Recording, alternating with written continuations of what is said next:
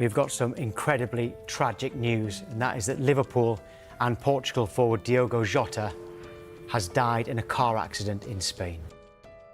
He was a man in motion, at the height of his powers, a Premier League champion, a national hero, a father, a husband, a brother, a son, and now, gone. In the early hours of a quiet Thursday morning, the football community was shaken to its core. Diogo Jota, a star on the rise, beloved by fans and teammates alike, had died in a devastating car crash in Spain. Alongside him was his younger brother Andre Silva. 2 lives, 2 dreams, extinguished in an instant. The crash took place on July 3rd, shortly after midnight, on the A52 highway in Zamora province in northwestern Spain. The road winds through the countryside near the Portuguese border, a route often used by locals and travelers alike. It was here, near the small town of Cernadia, that the Lamborghini carrying Diogo and Andre veered off the road and caught fire after a suspected tire blowout. Both men were killed on the spot. The flames were so intense that investigators could not visually identify the bodies. It was Diogo's wife, Ruth Cardoso, who had to do what no loved one should ever be asked to: formally identify her husband and brother-in-law. It is a detail that adds an even deeper layer of heartbreak to an already unbearable tragedy.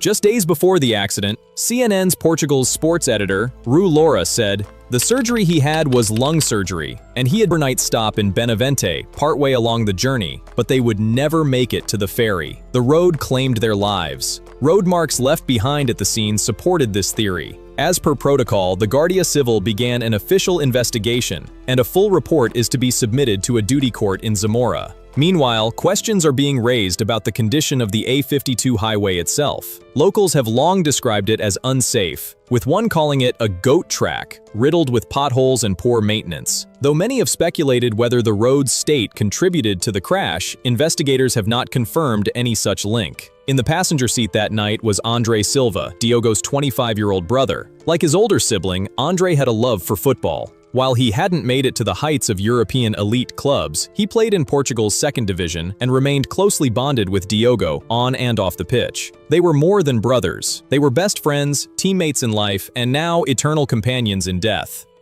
The loss of Diogo Jota hits especially hard because of what he represented, not just as a footballer, but as a human being. His story wasn't one of early fame or instant stardom. He came from a modest background and rose through the ranks the hard way. He didn't grow up in the spotlight of Portugal's big 3 clubs, Benfica, Sporting, or Porto. Instead, he came up through smaller sides, proving himself with grit and determination at every step. Eventually, he earned a move to FC Porto, followed by a transfer to Atletico Madrid, then a breakout spell at Wolverhampton Wanderers. In 2020, he was signed by Liverpool for over £40 million.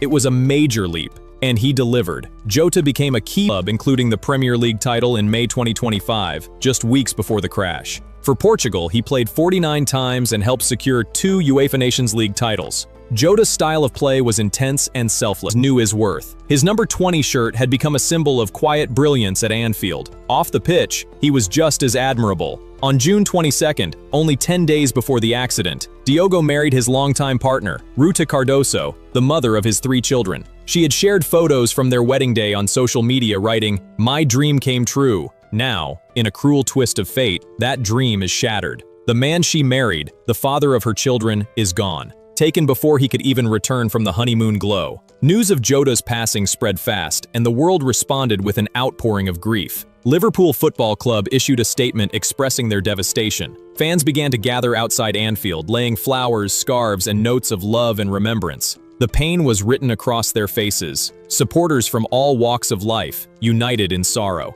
Jurgen Klopp, who had personally brought Jota to Liverpool, shared a deeply emotional tribute. "There must be a bigger purpose, but I can't see it." Diogo was not only a fantastic player, but a great friend, a loving husband and father. "We will miss him so much." Cristiano Ronaldo, who played alongside Jota for Portugal, wrote, "It doesn't make sense. Just now we were together with the national team. You had just gotten married. Rest in peace, Diogo and Andre." Even rival clubs expressed their condolences. Manchester City posted a photo of Jota and Bernardo Silva, emphasizing that in moments like these, football comes together. The Portuguese Football Federation described Jota as an extraordinary person, known for his joy, respect, and presence within the team and the broader community. In Portugal, a moment of silence is being held before every match of the Women's European Championship, starting with the national team's game against Spain. Flags are flying at half-mast. Football has paused, not for a result or a protest, but for a soul lost far too soon.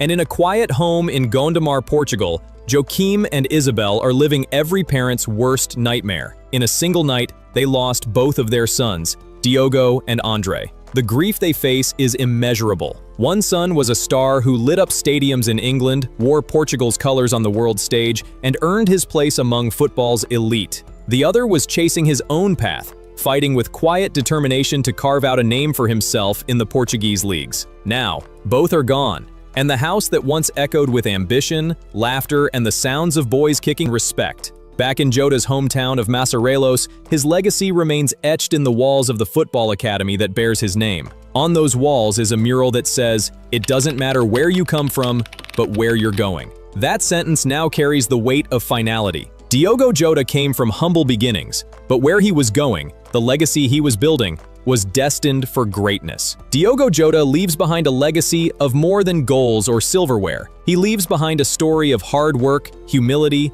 love, and family. He leaves behind a wife, 3 children, grieving parents, and a nation, and a football world left wondering why the good ones go too soon. As his journey has come to an end, the mark he left on the game and in the hearts of those who watched him will never fade.